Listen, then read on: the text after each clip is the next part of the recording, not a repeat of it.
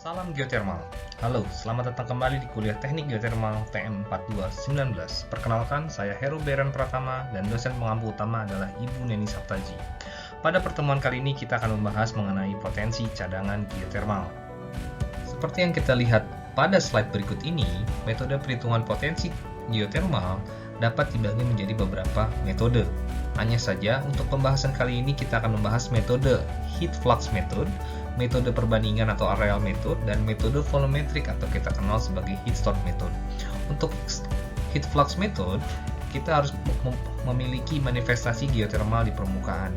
Dan ini sangat penting untuk mendapatkan perkiraan awal mengenai jenis sistem atau reservoir geothermal yang terdapat di bawah permukaan.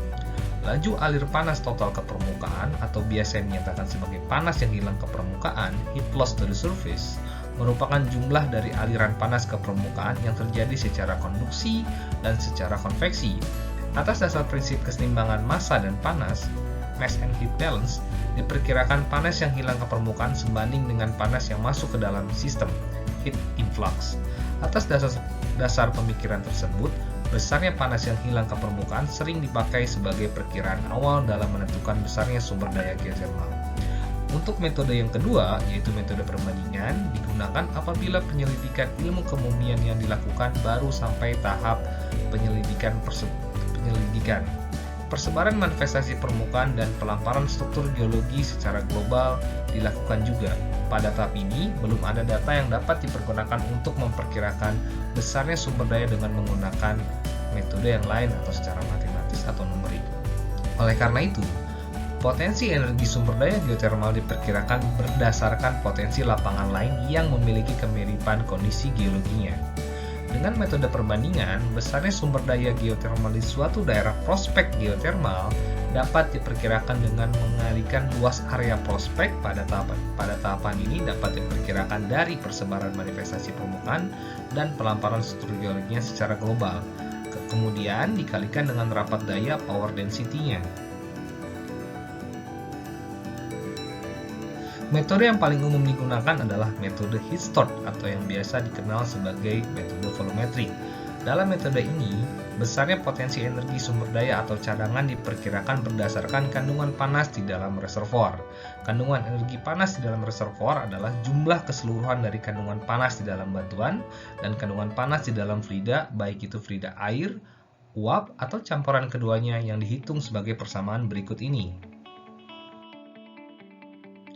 Potensi listrik dari suatu reservoir pada dasarnya dihitung berdasarkan besarnya sumber panas pada keadaan awal yang dapat diproduksikan ke permukaan untuk atau hingga keadaan akhir selama jangka waktu tertentu, yaitu lama waktu pembangkitan listrik yang biasanya diasumsikan 25 hingga 30 tahun.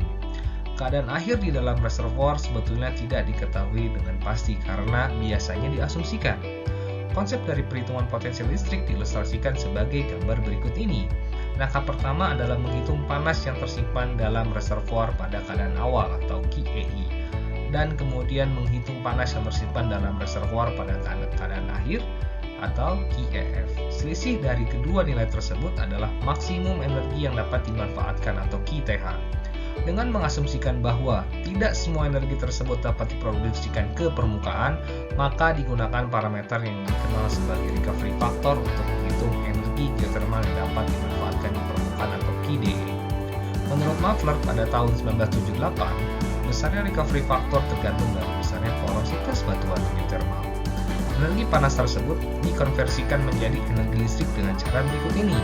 Dengan mengkonversikan satuan waktu dari tahun ke detik, maka dapat dihitung besarnya produksi energi panas per satuan waktu dengan satuan kilojoule per detik atau kilowatt yang biasa dikonversikan menjadi megawatt thermal. Energi panas tersebut apabila digunakan untuk pembangkit listrik akan menghasilkan listrik atau megawatt elektrik yang biasa disebut sebagai potensi listrik geothermal dari suatu reservoir atau lapangan geothermal. Faktor konversi dari energi thermal ke energi listrik bervariasi, bergantung temperatur fluida dan teknologi pembangkit. Ada beberapa hal yang harus diperhatikan dalam metode perhitungan ini. Yang pertama adalah besarnya potensi listrik tidak tetap, tetapi dapat berubah tergantung adanya ketersediaan data.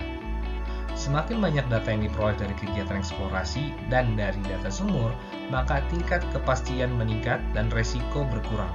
Yang kedua adalah parameter-parameter yang digunakan dalam perhitungan juga asumsi-asumsi yang digunakan harus disepakati bersama. Untuk menghitung ketidakpastian, dapat dilakukan analisa sensitivitas, yaitu dengan cara mengubah-ubah parameter yang memiliki ketidakpastian tinggi atau dengan melakukan simulasi Monte Carlo. Sekian pembahasan materi singkat kali ini. Kami ucapkan terima kasih dan sampai jumpa di materi-materi berikutnya. Saya Heru Berian Pratama, salam geotermal.